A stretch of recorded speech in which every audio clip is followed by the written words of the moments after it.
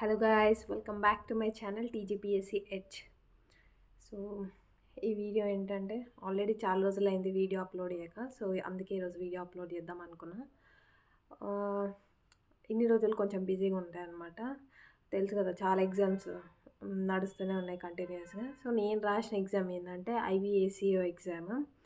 So దాని result already వచ్చింది. Result కదా, ఆన్సర్ కీ అనేది రిలీజ్ అయింది.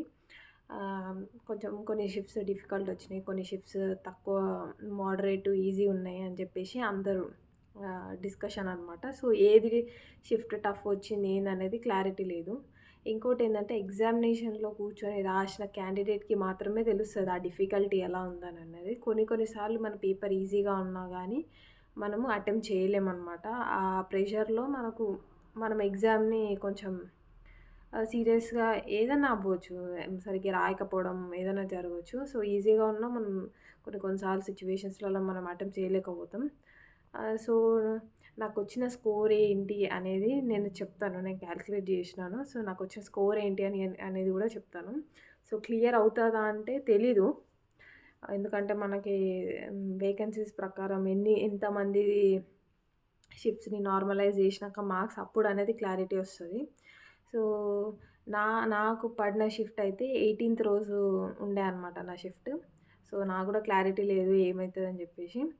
సో ఎడ్జ్లో ఉన్నా అనమాట. రాదు అనే అనుకుంటున్నా, కానీ వస్తే చూద్దాం. ఎడ్జ్లో ఉన్నా, ఇదైతే నేను క్లారిటీ ఇస్తున్నా. ఇంకోటి ఏంటంటే నేను నా హైయర్ స్టడీస్ కంటిన్యూ చేద్దామని అనుకుంటున్నాను అనమాట. హైయర్ స్టడీస్ ఎందుకు ఇప్పుడు అని అంటే, నోటిఫికేషన్ ఇప్పట్లో రాదు, ఆ క్లారిటీ ఉంది కాబట్టి హైయర్ స్టడీస్ కంటిన్యూ చేద్దామని అనుకుంటున్నా. ఇంకోటి ఇన్ బిట్వీన్ ఒక టైం దొరికినప్పుడల్లా సిలబస్ కవర్ చేద్దామని అనుకుంటున్నా. ఇంకో మ్యాటర్ ఏంటంటే యూపీఎస్సీ ప్రిపరేషన్ స్టార్ట్ చేద్దామని అనుకుంటున్నాను అనమాట. ఆల్రెడీ స్టార్ట్ చేశాను అంటే పాలిటీతోని, కానీ ఇంకా చేసేది చాలా ఉంది మనకి. ప్రిపరేషన్ యూపీఎస్సీ అనేది యాడ్ ఆన్ సిలబస్ కదా, చాలా ఎక్కువ ఉంది. సో కొంచెం సిలబస్ అర్థం చేసుకోనికనే టైం పట్టేలా ఉంది. సో మీరు కూడా నోటిఫికేషన్స్ కోసం వెయిట్ చేయకండి, ఎందుకంటే ఇప్పట్లో రావు. నేనైతే ఖచ్చితంగా క్లారిటీ ఇస్తున్నా. ఈ మెయిన్స్ తర్వాత ఎవరన్నా ఏమన్నా అననియండి, అంటే వస్తుంది నోటిఫికేషన్ అని ఎంతమంది గట్ ఫీలింగ్ ఉన్నా కానీ నేను చెప్తున్నా, రాదు. నెక్స్ట్ ఇయర్ కూడా రాదు, ఆ నెక్స్ట్ ఇయర్ కూడా రాదని అనిపిస్తుంది.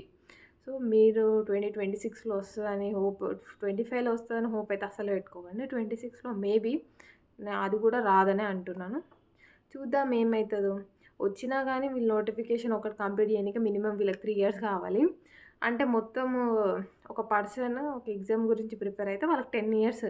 నువ్వు అది కూడా స్టేట్ గవర్నమెంట్ ఎగ్జామ్స్కి ప్రిపేర్ కావాలంటే 10 years నీకు ఫ్రీగా ఉంది అని నీకు అనిపిస్తే ప్రిపేర్ అయిపో, బెస్ట్. ఇంకా బిగినర్స్ అంటారా, మీరు అసలు ఈ మిస్టేక్ చేయకండి. అసలు ఎగ్జామ్స్కి ప్రిపేర్ అవ్వకుండా, నేను కొంతమంది ఈ మధ్య విన్నాను అనమాట, ఆల్రెడీ జాబ్లో ఉండి కంటిన్యూగా ప్రిపేర్ అవుతున్నారు. వాళ్ళంట ఎగ్జామ్ సరిగ్గా రాయలేదంట, జాబ్ వల్ల ఎగ్జామ్ సరిగ్గా రాయలేదంట. సో ఒకవేళ రిజైన్ చేసి చదువుకొని ఉంటే మాకు మంచి రిజల్ట్ వచ్చేదేమో అని ఫీల్ అవుతున్నారు. సో వాళ్ళ క్లారిటీ లేదంటే, చాలామంది రిజైన్ చేసి చదువుకొని చాలామందికి రాలేదన్నమాట. హోప్స్ చాలానే ఉండే, ఎగ్జామ్స్ ఉన్నాయి కదా అని చదువుకున్నారు, కానీ రాలేదు. వాళ్ళు ఇంకా డిప్రెషన్లో ఉన్నారు. వీళ్ళకేం అర్థమవుతుంది వాళ్ళ బాధ. సో ఇది అంటున్నా నేను, ఏ టైం ఎలా ఉంటుందో తెలియదు. సో సెంట్రల్ గవర్నమెంట్ కూడా చాలా జాబ్స్ నోటిఫికేషన్స్ వస్తూనే ఉన్నాయి. సో అన్నిటికీ అప్లై చేసుకోండి. నెంబర్ ఆఫ్ వేకెన్సీస్ ఎన్ని ఉన్నాయి, నెంబర్ ఆఫ్ వేకెన్సీస్ ప్రకారం చూసుకొని అప్లై చేసుకోండి.